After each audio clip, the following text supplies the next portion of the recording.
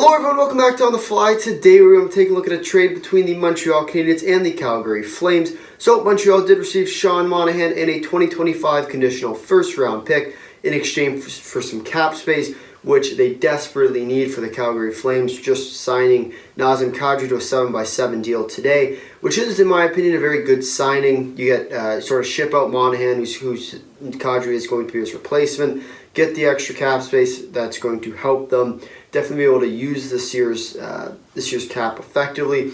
And in my opinion, I was shocked to see Monahan go. I thought it would probably be a guy like Lucic, but it does make sense for Monahan as well. Sort of a cap dump.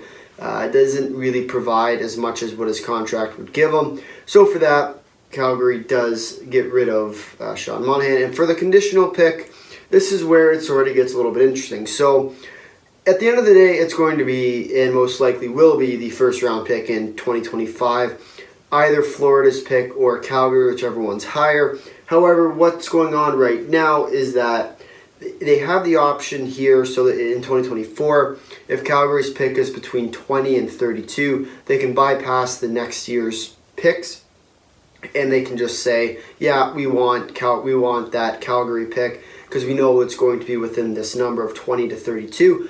So that way they can get a sort of guaranteed selection where if they wait a year, then they have options. They can either take the Calgary or Florida, assuming that Florida pick ends up going through. Because Florida's pick right now is lottery protected, coming through that Huberdeau and Tkachuk deal. Huberdeau was on top.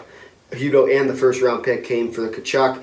So for that, that's sort of where this other pick's coming from. And because that pick is lottery protected, that next, if Florida were to win the draft lottery, that pick would then become the 2026 pick. And what would happen here is that it'd just be whichever pick's better between the 2026 for Florida or Calgary.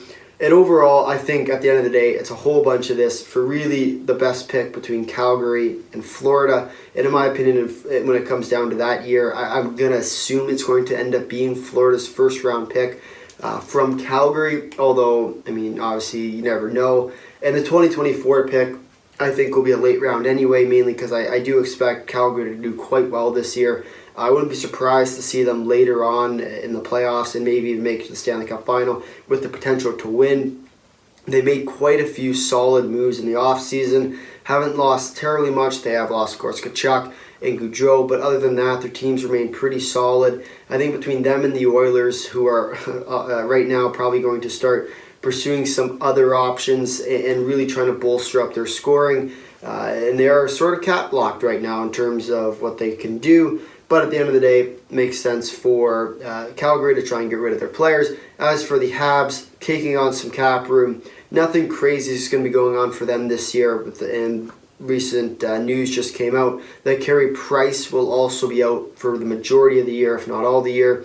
So that also frees up $10.5 million in cap space for them to take on some bad contracts, get some first-round picks.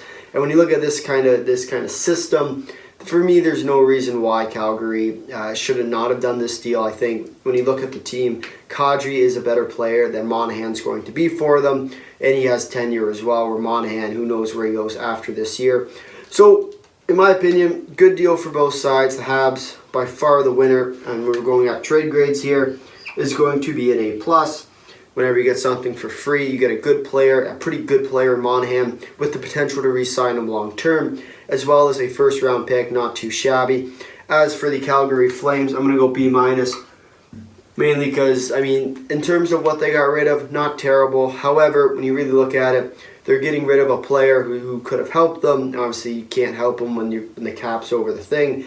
But at the end of the day, for what they could do, not terrible. And they get a really good player in Kadri too. That's going to be able to help them. It would be interesting to see how Kadri ends up doing with the Flames. Something to definitely watch for come the 2023 season. However, with that, if you made it this far in the video, thanks for watching. If you'd like to drop a like, if you really like to, consider subscribing. Tell all your friends, leave a comment down below your thoughts on the trade. Until next time, see ya.